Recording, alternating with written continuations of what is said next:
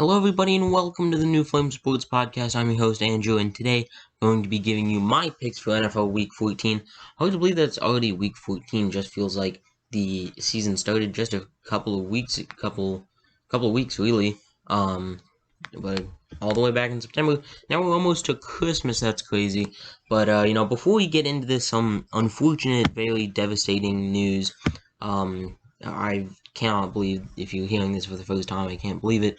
But Demaryius Thomas, one of the better wide receivers for the Broncos in recent history, has passed away at the age of 33.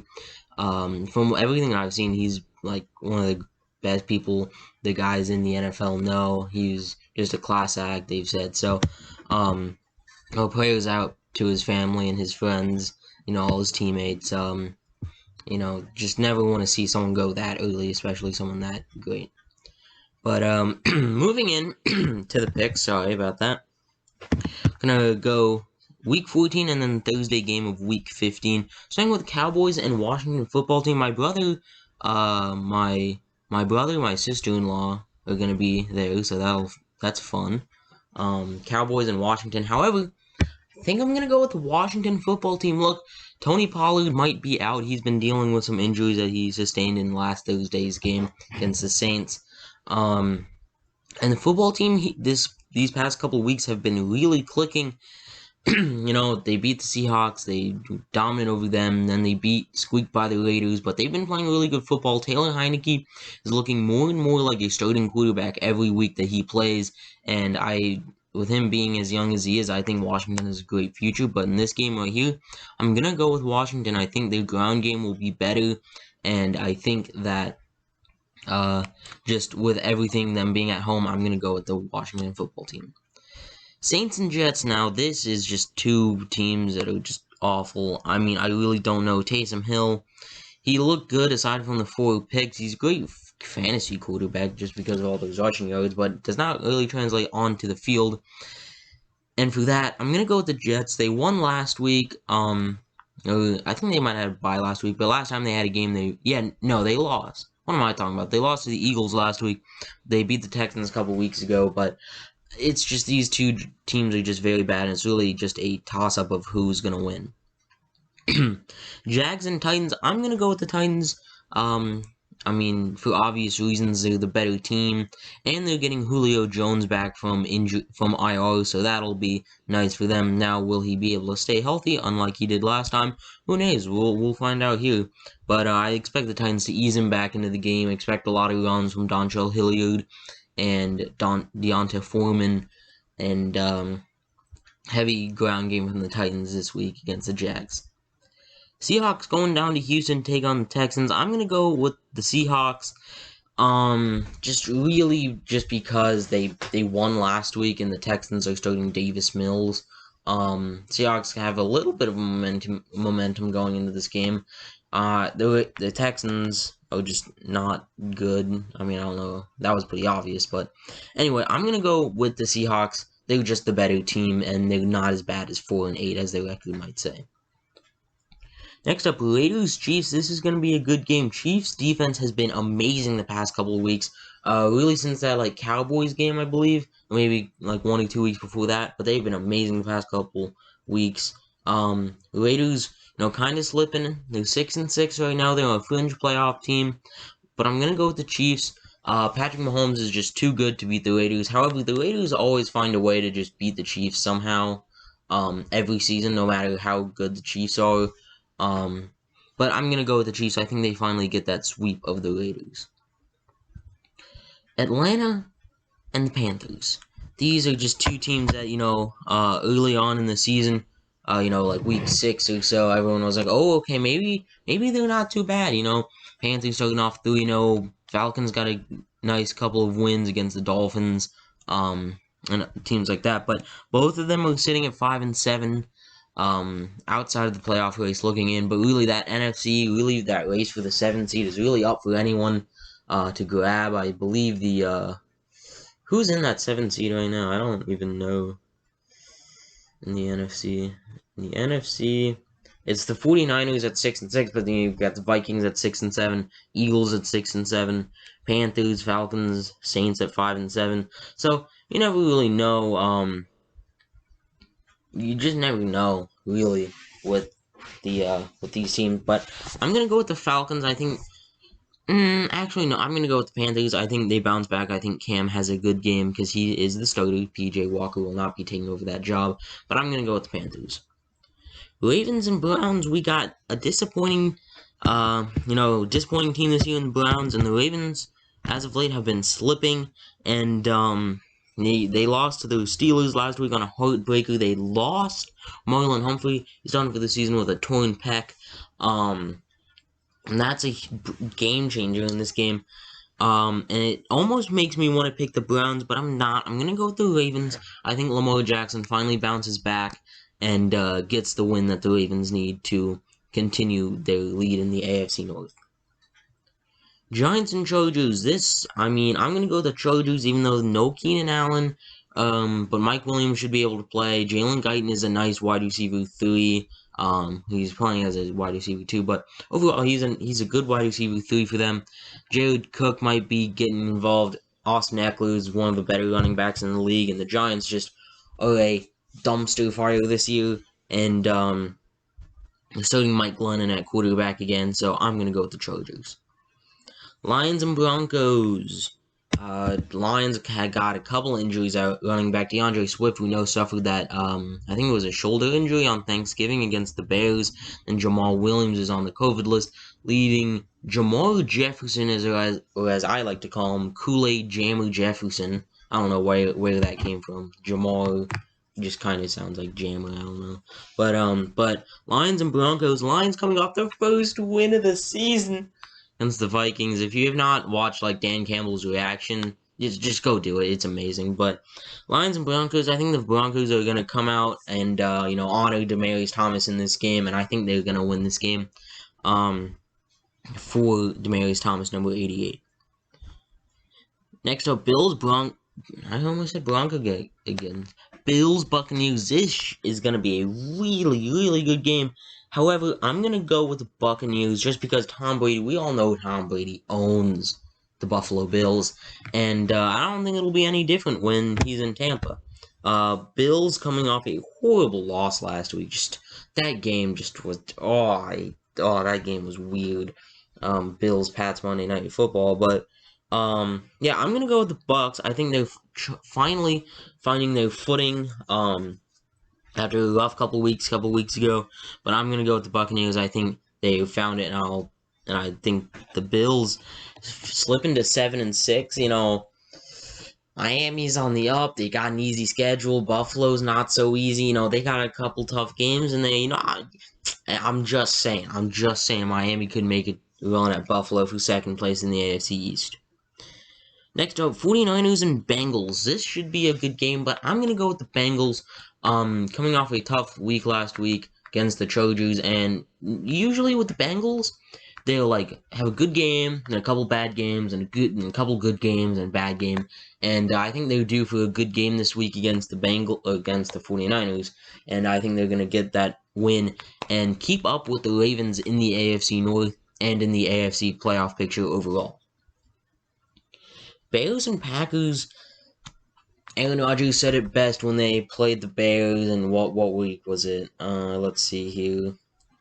In week... Where is it? When did they play the Bears? Week 6, when he said that he owns the Bears. Yes, that is still, in fact, true. I'm going with the Packers. Sorry that it took me a while. I could not find it. Monday Night Football, Rams and Cardinals. Rams are frauds, so I'm going with the Cardinals. Yeah, I said it. The Rams are frauds. I don't think that they're actually... I think when it comes to playoff time and they have to go up against a competent team, I don't think it'll end well for them. You think they'll probably have to go up against the winner of the NFC, probably the winner of the NFC West, or not West, East, which will either be Washington or Dallas, and I think both of those teams could beat the Rams if I'm being completely honest. But I think they'd have a shot against I think it'd be close against the football team, but then I think the Cowboys could win like by like 10. But yeah, I'm going with the Cardinals. Kyler Murray and DeAndre Hopkins are both back. They both looked amazing in last week's game against the Bears. And there's really no reason to doubt why they won't dominate the Rams like they did last time. Now, Week 15 Thursday night game, we got the Chiefs, we got the Chargers, and if Keenan Allen is back, this will be one heck of a game. But I'm gonna go with the Chiefs in this one. I just don't know if the Chargers will be able to keep up with the Chiefs. Will be able to move on the ball on the Chiefs defense, which has been playing amazing past couple of weeks, like I said. So I'm going to go with the Chiefs in this game. And actually, there's 2 Saturday games, and in case I can't record the next episode before then, I'll go and predict those. Raiders, Browns.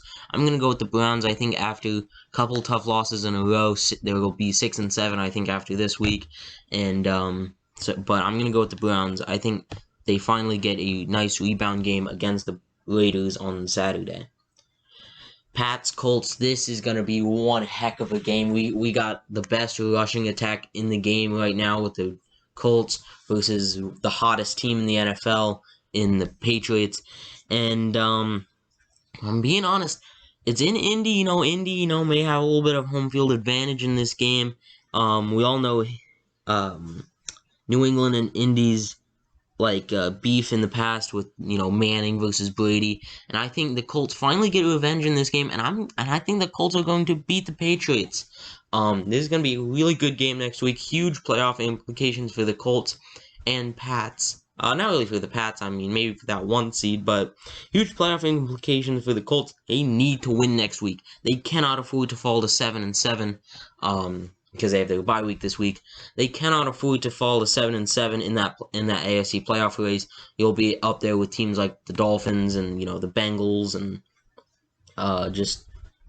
Dolphins, the Bengals, the Chargers, the Bills. I mean, they're already up there. But if you fall to 7-7, and let's say the Bengals, Bills, and Chargers all win this week, you now 2 games behind all of those. A game and a half behind all those teams, and then you got the teams like the Raiders, the Browns, the Dolphins coming up right behind them, and so I think the Colts know that they won't be able to lose that game, and I think they're going to go out and win it.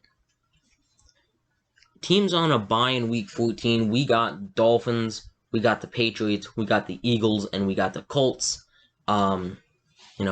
Colts, Patriots, Dolphins, all vying for playoff spots. So I think the Patriots are already locked in. Really, the Eagles too, vying for a playoff spot in that 7th seed in the NFC. Have a nice week off. I don't think there are too many more teams that need to have a bye.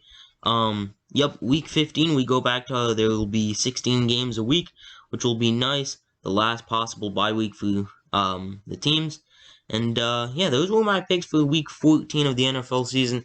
If you agree, let me know down in the comments below.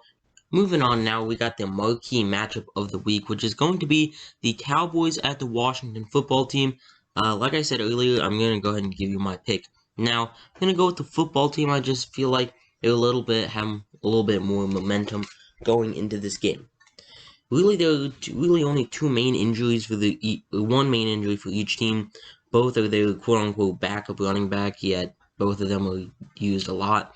Tony Pollard and J.D. McKissic is questionable. Curtis Samuel is also questionable for Washington. However, he's been hurt all year, and they've been finding ways to win without him. Cowboys, if they don't have the Tony Pollard, that's a big loss for them. Tony Pollard has really started to take over as that RB1 in Dallas. A lot of people won't say that just because, Ezekiel Elliott was given all that money. But he is the better back, in my opinion. He should be starting. However, that's not the case. Technically, Zeke is still the RB1. But J.D. McKissic is also another bigger injury. He's a big part in that offense. He's really their pass-catching back over Antonio Gibson, who's more of a ground guy. So, and then Curtis Samuel, like I said, they've been finding ways to win without him. So those are the injuries for each of the teams. Now, the keys to the game, I'm going to go with Washington here. Keep Dallas's offense off the field as long as you can. Keep Taylor Heineke on the field. Get give Antonio Gibson the ball. If it takes 25 rush attempts from Antonio Gibson, that's what it'll take. Dallas's offense has been electric this year, and if Washington's defense can keep them, if Washington's offense can keep the Dallas offense off the field for as long as they can, that is what they got to do. Washington's offense is starting to kind of pick it up in the past couple of weeks. Antonio Gibson's finally looking like what he did last year. Terry McLaurin, he's always been really good. Taylor Heineke's starting to pick it up more and more, and when the Cowboys defense is on the field, offense is on the field, Washington's defense got to step up and make plays. And for Dallas, it's going to be contain the two big guys on that Washington offense, force Taylor Heineke to get it to guys like DeAndre Carter, Ricky Seals-Jones, Curtis Samuel if he's playing, Adam Humphries, guys like that, and avoid Taylor McLaurin and Antonio Gibson getting the ball, because you take away those two pieces on Washington's offense, and you're not left with much. Really carry that offense, and main two reasons why they score as many points as they do. So just if you can keep Gibson and McLaurin contained, I really like your chances at winning against this Washington team. And for some not quite there yet, not the fantasy sleepers, but the secret weapons for each team, we can go DeAndre Carter for the Washington football team. Look, he's been their wide receiver 3 all year when Curtis Samuel's playing, and if he's out, he'll be the wide receiver 2 behind McLaurin, and he's been a go-to guy in the red zone for in the red zone for Taylor Heineke this season. And just like I said, if Dallas can contain Terry McLaurin, Taylor Heineke's gonna have to go to DeAndre Carter a lot and get him the ball on offense. And for the Cowboys, it's going to be Michael Gallup. Now, you may be saying, well, a lot of people know who that is. He's very, a lot of people. But here's the thing. When you have CeeDee Lamb, Amari Cooper, Ezekiel Elliott, guys like that on your team, Michael Gallup tends to get overlooked. And I think he's really good. I think Michael Gallup, if he was on any other team, he could have the possibility of being a wide receiver 2 or even 1 on a worse team. But Washington's corners and defense are going to be focused on stopping Lamb and Cooper, that Michael Gallup might be forgotten. And Dak Prescott has no problem with throwing him the ball, as we've seen the past couple weeks. Had a nice touchdown catch last week against the Saints.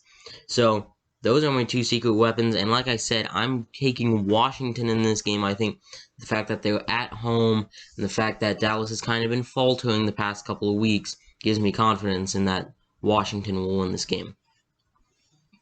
And now on to the fantasy sleepers of the week. I'm going to give you a full lineup except for a kicker, because, if you don't, kickers, kickers are kickers, man, Anyway, quarterback, I'm going to go with Cam Newton at 30% owned. Like I say in every week, these roster percentages are based on based on Yahoo Fantasy. So, if you used like ESPN, they might be a little different. But Cam Newton at 30% owned.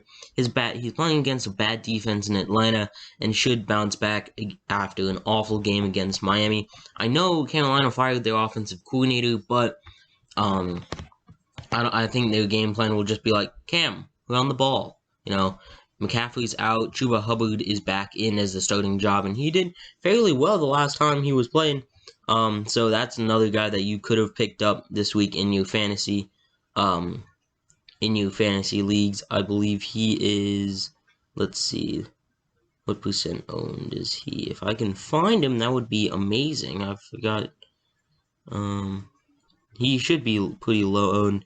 Oh no, 85%. So hopefully you picked him up last week before, 2 weeks ago when McCaffrey got hurt. Running backs got Jamal Jefferson at 14% owned in Yahoo leagues. Jamal Williams and DeAndre Swift are both out, and he's the number 1 back in Detroit now against a defense with the Broncos. No Von Miller anymore, but you still have to worry about Bradley Chubb. But really, other than that, the Broncos defense, especially their front 7, is easy to kind of easy to exploit. And Jamal Jefferson, I've seen him break off a couple of big runs this year for the Lions, and should be a good option in deeper leagues as a flex or running back too. Another guy, Jeff Wilson, a little bit more owned at 44%.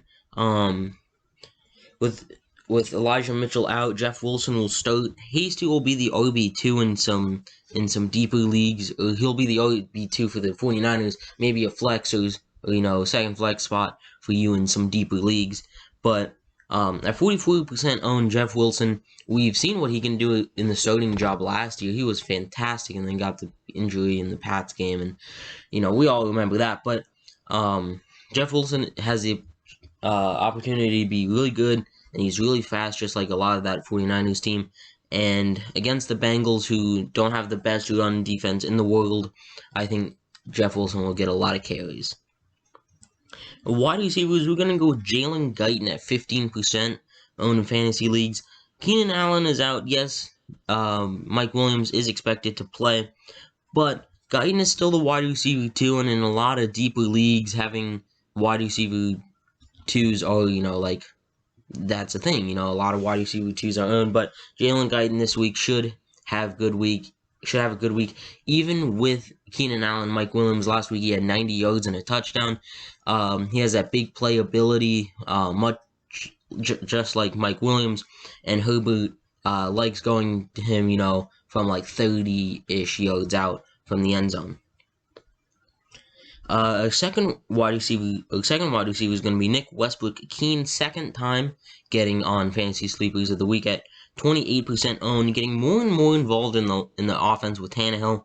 Yes, Julio is going to be back, but I think the Titans are going to, kind of ease him into the action, not just going to go 100% at first, because we all know what happened last time they did that. He got really injured. Nick Westbrook-Ikine at wide receiver. Ricky Seals-Jones at 16% owned. Logan Thomas is out for the rest of the year, and when Logan Thomas was hurt before, Ricky Seals-Jones was a great tight end, at least in fantasy.